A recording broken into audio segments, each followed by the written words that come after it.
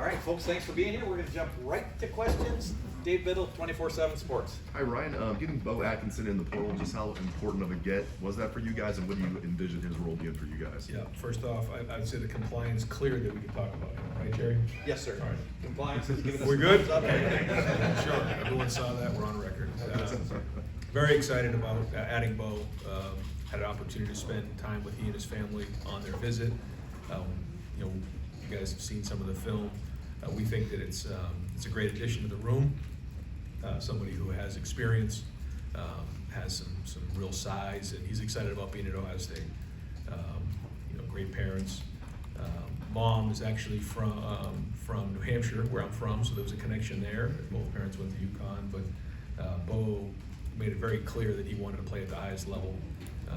Hit it off with Larry, which Coach Patricia, and so I think it'll be a great addition to our room as we head into the summer. Are you guys actively looking for a D tackle in the portal, and how's that going? So we have, but you know, we wanted to make sure that, you know, when we bring somebody in, you know, it has to, you know, be an upgrade to what we have, and so we're not just going to do it to do it.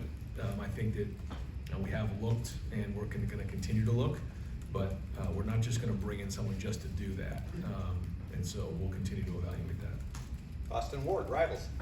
Ryan, when you looked back at the film from the quarterbacks in the spring game, I know it's just 1 of 15 and it starts over in August, but did the mixed bag to the negative get better as camp went on and finished there? Yes, I think so.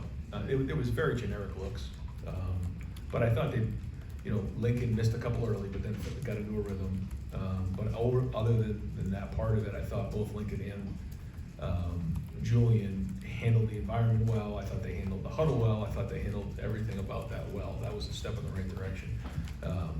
You know, we all know that, you know, again, the looks were very generic and those type of things, but you still got to execute them. So I thought that was good. I think there has been progress made. I think the next couple months, those guys coming in here and continue to get stronger and faster and getting on the film. Now they have cut-ups that they can watch to grow from. And then, as we all know, the summer will be huge. So, you know, I'm encouraged with what we saw coming out. You know, you can see the talent with Tavian. He just needs more experience, needs more at-bats. And the more he does that, the more he'll be in the mix. But right now, it's a two-horse race. Stefan Kreisny, Cleveland.com. Ryan, you guys didn't lose any scholarship players in this spring portal window, but you did have a few walk-ons leave. How much of that is because of potential of the roster limits and things of that nature? I guess how tough is it to do that? Yeah, it's tough because you know, you hear about the 105 and you have to have real honest conversations with young men about whether they'll be guaranteed a spot or not.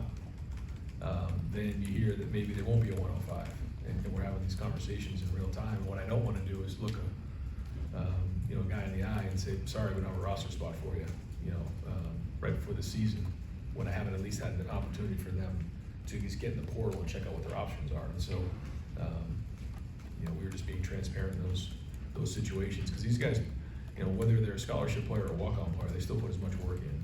And so I just felt like that was the right thing to do in a time where we don't really know for sure how it's going to shake out. Marcus Hartman, Dayton Daily News. I was wondering, kind of along the same lines with talking about Atkinson, what was the final evaluation of C.J. Hicks after the spring he had? And I guess sort of, you know, what does it say about him that he's still here? Yeah. Well, somebody who loves being a Buckeye. He works, you know, really, really hard every day. Puts in extra work. He was even in there just when I walked in here. He was out there getting some extra work on his own. He wants it, but I think he's made the transition well. When you make the transition from off the ball to on the ball, and you know, you watch Sonny transfer from being at the third level to the second level. When you make that transition from being on the second level to on the ball, you know, things change. And you know, I was remarkable to me how quickly Sonny made that transition. I'm hoping CJ can do the same thing, but it does take time. You know, it's as opposed to being off the ball and running to the ball, you're constantly engaged in blocks. Or looking to avoid them. He did a really good job in the pass game. He's growing in the run game, learning how to set the edge and get off blocks. But you know, we're encouraged with what we see. But again, it's going to have to be a big summer for him. And I know he and Mick and Larry are talking about exactly what the right weight should be for him to carry. knowing that he's gonna be on the line. Dylan Davis, Delaware Gazette. After the spring, when you give these players their directive for what they have to get better at this summer, what were those things for Julian Lincoln? Like, what were specific things like, hey, you need to do this better if you're going to take a step forward in this race and come ball? Yeah, I won't get into all the things technically, but you know, each guy has something like, okay, throwing wise, some things they want to get better at. And so, you know, they'll go out there and work on those things, and you know, we try to help as much as we can, you know, in terms of those improvements. But then also is just the overall understanding of the offense. You know, when you have the cut-ups to watch, you know, and you actually see yourself doing it as opposed to Will doing it or CJ, or, you know, we have years of cut-ups of the same plays over and over again. You can see Dwayne running it, or, you know, Justin Fields running it. But when it's actually you doing it, it looks and feels different. So, you know, the technical parts I won't get into, but for all three of them, it's really about understanding the offense better, understanding protections, understanding the route structures, how the ball has to come out, you know, third down, red zone, understanding the entire offense. We put a good amount in, but there's still a lot that we haven't put in, so we need to continue to dive into that. Ultimately, they will be evaluated on how they make their routine plays routinely, and then how they do on third down, red zone, and 2-minute. And you've heard me say that before, but that's it. And you know, each guy has a different skill set, and so you know, we've done that before, where we've adapted based on who we have, and we'll do that this year. But it's going to be exciting because we have some really good weapons coming out in the spring. We feel like maybe even a little bit different than we've had in the past. So fired up about that, and fired up about where this offense can go. You know, and I have to make sure I remind myself that the idea of the spring, again, you've heard me talk about this, is to get individual players better. And then as we come out of the spring, figuring out what this looks like as an offense and as a defense schematically. So that's what we're all involved with right now. Coaches are on the road recruiting, but it's also part of that. The guys in the building right now, we're starting to put that together as we head into June.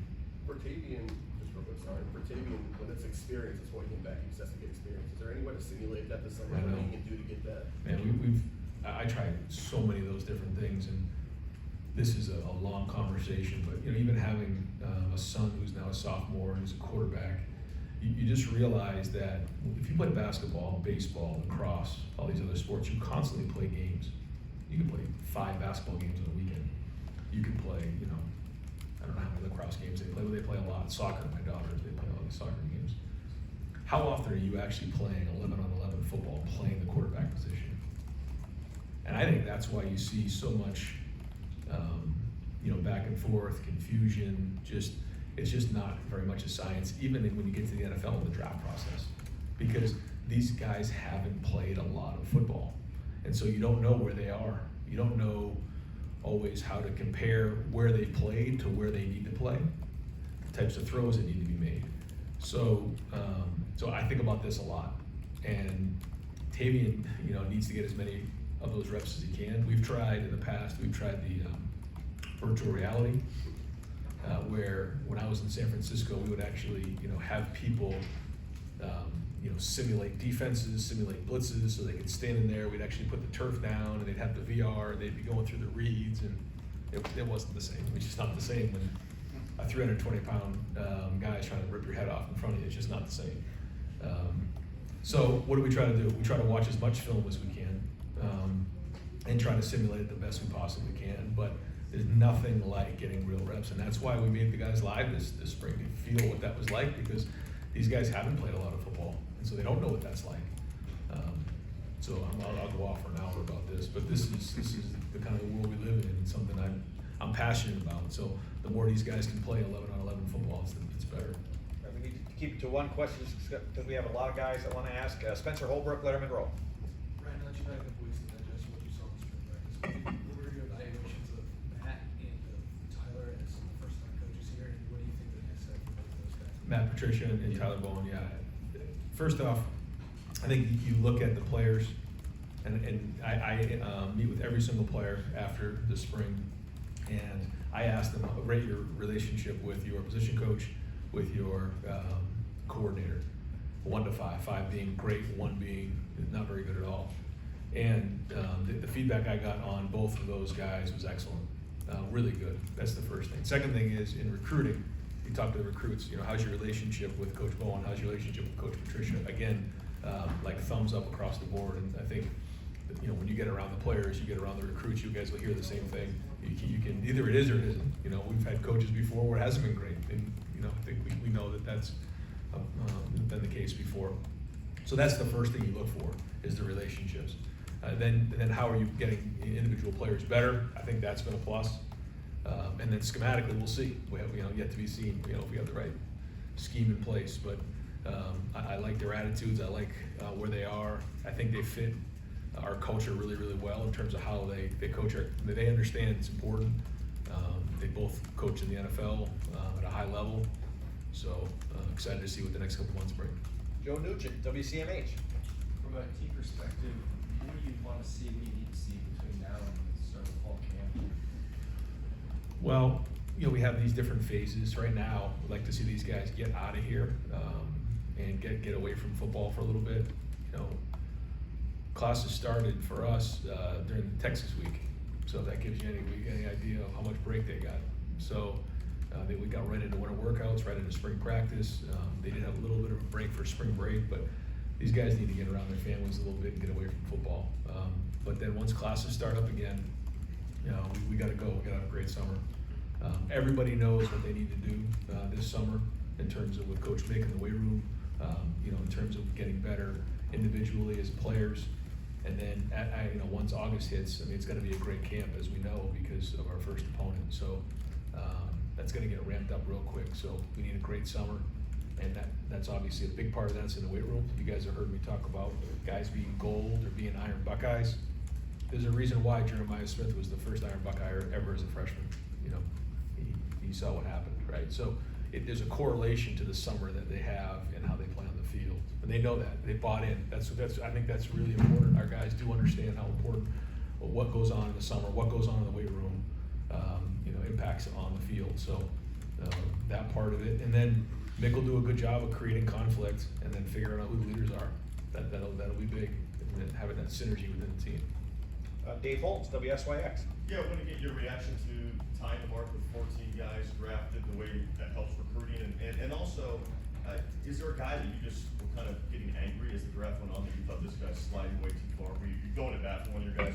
Well, I don't think Seth, should have gone undrafted, but I think the Achilles and maybe just being center only is why that happened. But I'm pleased with the location that everybody ended up with. I don't think there was really anybody that got drafted where when you look at it, you say, man, that's not a good fit. And that's when I stood up in front of the personnel for our pro day, that was our goal. It isn't like so much, getting them, drafted early or whatever. They have to decide the value, but make sure there's the right fit, because we always say it's easy to get in the NFL, it's hard to stay in the NFL. So we need these guys to now stay in the NFL. The easy part's over. The hard part is now going to work, endearing themselves in the program, and then bringing value every single day. So we've got unbelievable feedback from so many NFL personnel about our guys, and it was clear that these teams appreciated and valued how unselfish they were, how much they praised their teammates, their football IQ, how much they loved Ohio State football, the program, the run that they went on, and just their overall character. And again, just got so much great feedback about that. And you can see how much the teams valued that. Adam King, WBNS. This is the first spring where you've had the expanded playoff, so you were trying to balance that out. Looking back, is there anything you would do differently? How do you guys think you handled your reps and dealing with the fact that these guys got done playing on January 20th? No, the only thing that happened in the leading up to the national championship game was, we had a really good rhythm going, and we were practicing pads on that Tuesday and Wednesday of the game week.